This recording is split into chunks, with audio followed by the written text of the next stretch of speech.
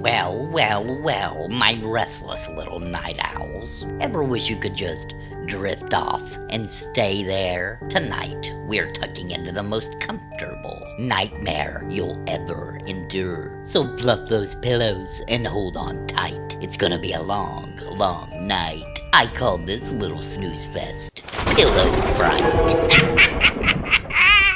Caleb Arden hadn't slept properly in over 3 years. Not the gentle drift of dreams or the soft surrender to night. No, his insomnia was a relentless shadow that clung to him from the moment he closed his eyes. Nights were spent in a haze of tossing and turning, listening to the faint hum of the radiator and the occasional distant bark of a neighbor's dog. The ceiling became a canvas for his spiraling thoughts, each minute heavier than the last, each hour a mocking countdown. He tried everything. Tea, over-the-counter sleep aids, guided meditations, even hypnosis recordings online. None of it worked. The longer the insomnia lasted, the more desperate he became with finding a cure. Friends noticed the dark rings under his eyes, the jittery twitch in his fingers, the way he would stare at walls mid-conversation, as if listening to something beyond their world. They stopped asking if he was okay. Then one rainy evening, his salvation appeared, an advertisement that seemed to call his name. The Somnness pillow, perfect sleep, tailored to you, it said. A pristine white pillow, smooth and glowing faintly in the digital image, promising warmth, support, and technology that learned him while he slept. The ad made bold claims. It could monitor brain waves, adjust temperature and firmness, even nudge him into the optimal sleep cycle. Caleb didn't hesitate. Clicking buy now felt like grasping the very last straw of his sanity. Delivery was next day, and by evening, the package sat on his apartment floor, pristine and unassuming. He examined it carefully. The fabric was soft, impossibly smooth, yet firm enough to feel substantial. He held it against his cheek and felt a faint, almost imperceptible pulse, as if the pillow itself had a heartbeat. Setting it on his bed, he hesitated. Could something so simple really solve years of torture? He lowered his head anyway, letting the pillow mold to the shape of his skull and neck. For the first time in years, sleep came. The dream was vivid beyond words. Caleb walked through corridors that stretched farther than any normal building could. Shadows flickered along the walls, curling like smoke, but never reaching him. Doors appeared and disappeared with no warning. Windows revealed impossible skies painted in colors he didn't even recognize. He felt a comforting weight pressing against him, soft, pulsing, protective, and for once, he was not alone in the darkness. When morning came, sunlight spilling across his apartment floor, he woke with a clarity he hadn't known in years. The exhaustion that had become part of him had lifted, replaced with an almost euphoric lightness. For the first time in what felt like an eternity, the world seemed manageable, even inviting. Caleb knew at that moment that he could never go without the pillow again. It had worked perfectly, but the perfection came at a cost he had not yet realized. The second night arrived, and the pillow seemed to anticipate his needs. It shifted slightly beneath his head, cradling him more perfectly than the night before. Once again, he drifted into sleep effortlessly. This time, he was in a forest where shadows skittered between gnarled trees, a city of twisted streets, a river of liquid silver reflecting impossible constellations, terrifying at times. Yet he was comforted by a soft embrace anchoring him in the dream. And yet, subtle changes crept into his awareness. He awoke on the third night to a faint warmth radiating from the pillow. It wasn't unpleasant. In fact, it was soothing, but it felt deliberate, as if the pillow had a consciousness of its own. He would close his eyes, but a restless energy would keep him tethered to a hazy, semi-conscious state. Soon, the first oddities began. Shadows at the edges of his vision seemed too defined, stretching unnaturally when he tried to focus elsewhere. Sounds in his apartment distorted. The hum of the radiator stretched, muted, as if underwater. He tried to resist, forcing himself out of bed, but each attempt left him dizzy and unsteady. A suffocating exhaustion would press down on him,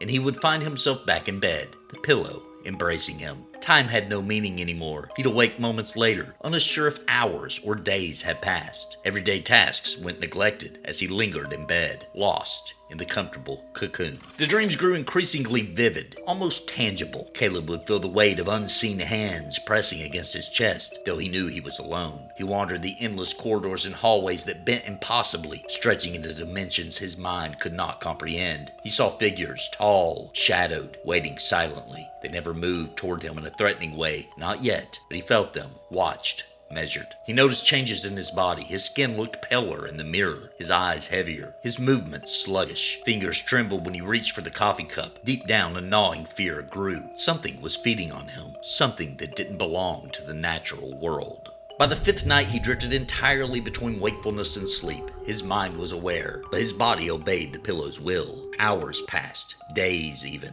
in a haze of drowsiness. Every attempt to engage in normal life felt like trudging through molasses. And all the while, the pillow seemed to hum with a quiet, persistent energy. One night, Caleb awoke mid-sleep to a sensation of being watched from just beyond the edge of the pillow. He forced his eyes open and found nothing. Just the shadows cast by the streetlight through his blinds. Yet the feeling lingered, pressing down, heavy and unwavering. A soft tug seemed to pull at the back of his skull, like invisible fingers coaxing him back into unconsciousness. He couldn't stay awake. The pull of the pillow's comfort was irresistible. He had no choice in the matter. By the sixth night, he lay in bed, the Somnness pillow cradling his head perfectly, as usual. Something had changed. The hum of the pillow, once subtle, now pulsed in time with his heartbeat, a rhythm that seemed to stretch and thicken, filling the room. The soft warmth he had once found comforting, now pressed insistently against his temples. When he closed his eyes, the corridors of his dreams appeared again. The figures now slithered along the corners, tall and faceless, with limbs bending in ways that defied human anatomy. They did not speak, but their gaze was sharp and calculating, tracking his every movement. They were closer now. The weight of his chest returned, heavier than ever. He struggled to lift his head, but the pillow held him firmly in place. Waking became a ritual he could barely perform. He opened his eyes for brief moments, only to find his apartment distorted, walls elongating, shadows crawling across corners, the hum of the radiator warping now into low alien tones. Attempts to stand left exhaustion striking like a physical blow.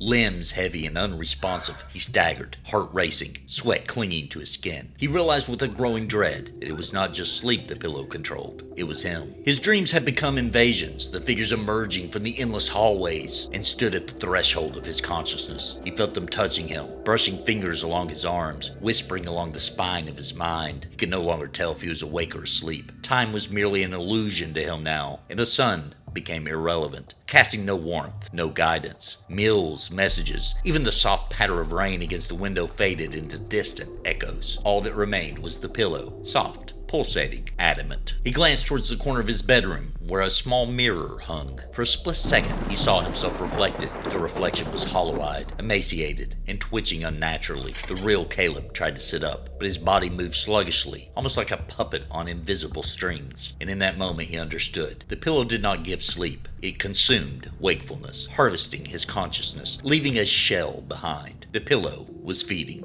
Every attempt to resist dragged him back into the mattress's soft prison. Reality bent and pulsed with its will. Days, if they could be counted as such, passed by in a blur of submission. Caleb's apartment became a tomb of time, dust settling into silent monuments. The figures in his dreams were now pressing closer than ever before. No longer confined to the corridors of his dreams, he could feel them planting themselves into the deepest recesses of his mind. By the ninth night, Caleb had stopped trying. He succumbed fully, allowing the pillow to cradle him as his body became increasingly pale, frail, and unresponsive. The soft weight of the pillow seemed to flow into him, merging with his nervous system. Consciousness became a flickering candle, dim and tenuous, easily snuffed out by the soft, unyielding pull of the pillow. And the whispers, subtle, almost imperceptible, crept back into the edges of his awareness, not audible in the normal sense, but felt. Murmurs of countless previous sleepers drawn into its web, feeding the pillow's growing hunger. He realized with a shiver that he was not alone. Many had come before. Many would follow. The Somnness pillow had claimed him completely. It consumed him, and in doing so, it ensured that he could never wake fully again. He felt his eyelids grow impossibly heavy. His thoughts, once his own, became sluggish, forced into repetitions. Sleep,